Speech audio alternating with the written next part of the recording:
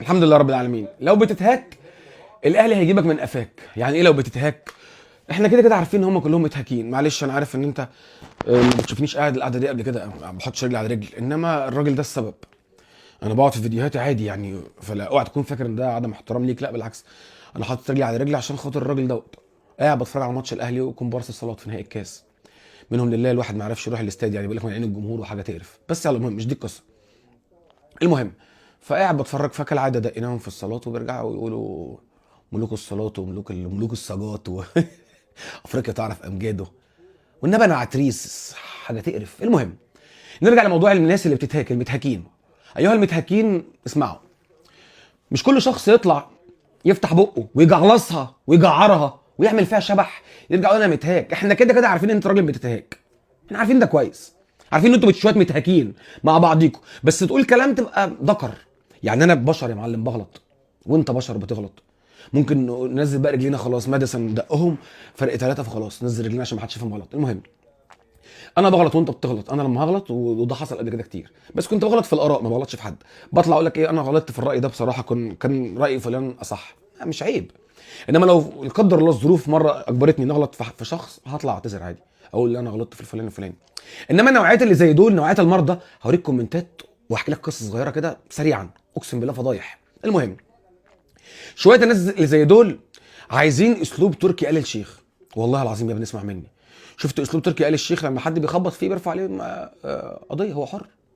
مفيش حاجه اسمها ايه قطع العيش والاذى بتاع الناس. يعني انت بروح امك تغلط فينا وتقل ادبك واما نرفع عليك قضيه تقف تقول لي ما تقطعش عيشي مثلا عشان انا هترفد من مكاني، ما تاذينيش عيالي ومستقبلي، ما تغلطش فيا عشان اسيبك عادي. انا مش باذيك، انا باخد حقي، باخد حقي بطريقه قانونيه.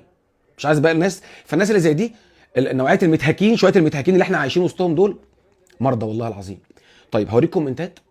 عشان خاطر نادي جرين هيلز اعلن ان الراجل المتهاك، الراجل اللي مش فاكر اسمه، والله ما فاكر اسمه، بعدين قافل الكمبيوتر بقى مش حاطط اسمه قدامي على الكمبيوتر زي الفيديو اللي فات. المهم، الراجل اللي دعا على كابتن محمود الخطيب ده باسوأ الدعاء، زي ما كتبوا في البيان، والله قال لك دعاء تقشعر له الابدان. فعلا والله العظيم، فعلا دعاء اللهم احفظنا. طيروه. فطبعا بعد ما اعلنوا ان هم مشوه ادوا له استماره 6. واحد من الزملكاويه المرضى، مريض برضه، هم كلهم مرضى والله العظيم. هحكي لك قصه والله العظيم، بص متعه. المهم الزملكاوي المريض دوت نزل البوست بتاع جنين هندز، فاهم ازاي اللي هو ايه، بصوا الخطيب تسبب في اذى فلان. وشويه الزملكاويه المرضى الباقيين دخلوا في الكومنتات اتفرج.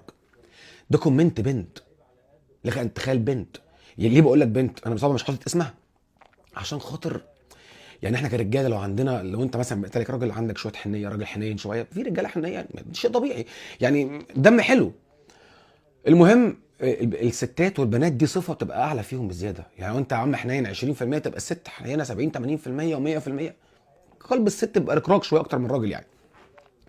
فدي ده قلب واحده ست، قلب اسود ومنيل ب 60 نيله بخطين حمر، قلب اسود ومنيل بخطين حمر.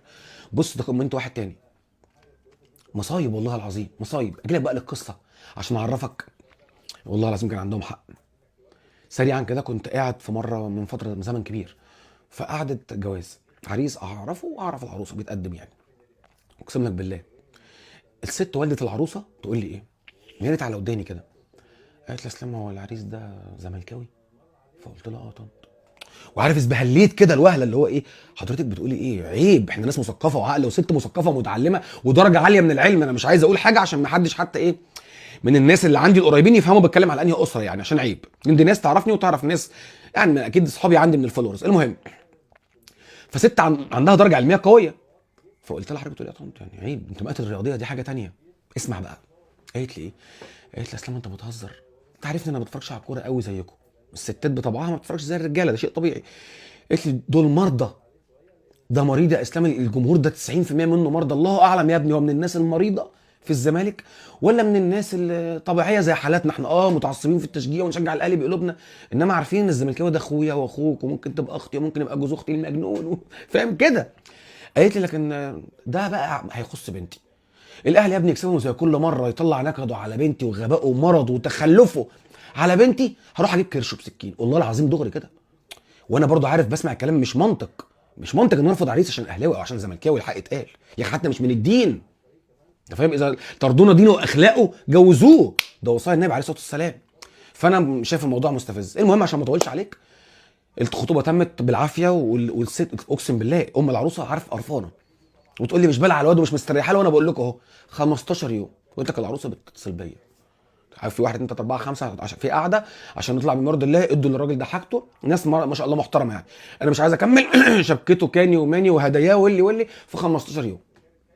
قالت لي متخلف معتوه، قالت لي والزمالك يخسر ولا الزمالك يطلع بشوف منه عته، ويبدا يتكلم اصل انتوا كده الاهلاويه واصل مرضى، والله العظيم مرضى والله يا ابني. ربنا يعيننا على النوعيه بتاعت العقليه اللي احنا عايشين وسطيهم دول. يقول لك اصل الخطيب اذى الراجل، سيب للخطيب يلا ولعن اللي جابوه وما ياخدش حقه. ده خد بالك، ده الخطيب لحد دلوقتي ما عملش حاجه، ما اتخذش اي اجراء قانوني. المرضى اولاد المرضى يقولوا لك ايه، صفحتي وانزل فيها اللي انا عايزه. فخس على دي عقليه وعلى والله يا ابني انا ربنا يعيننا ويعينكم والله العظيم. عارف انا بدات ايه اللي هو هرش، بدات اليومين دول بفتح مواضيع مع اصحابي الزملكاويه بقى المقربين مني، اصحابي بقى إيه، انا تيم وعشره عمر، بحاول افتح معاهم مواضيع كتيره عشان ابدا افهم يكونوا اصحابي انا كمان مرضى. اصل انا اصحابي الزملكاويه بيني وبينك عاقلين متعصبين جدا للزمالك، بس بنتناقش وانا متعصب جدا للاهلي بس في التشجيع. يعني بكره ماتش الاهلي وصن داونز هبقى قاعد مش ما تقعدش معايا، انا بني ادم ما بقعدش مع حد في الماتشات دي. هتشوف انسان وحش، انسان اسوأ مما تتخيل.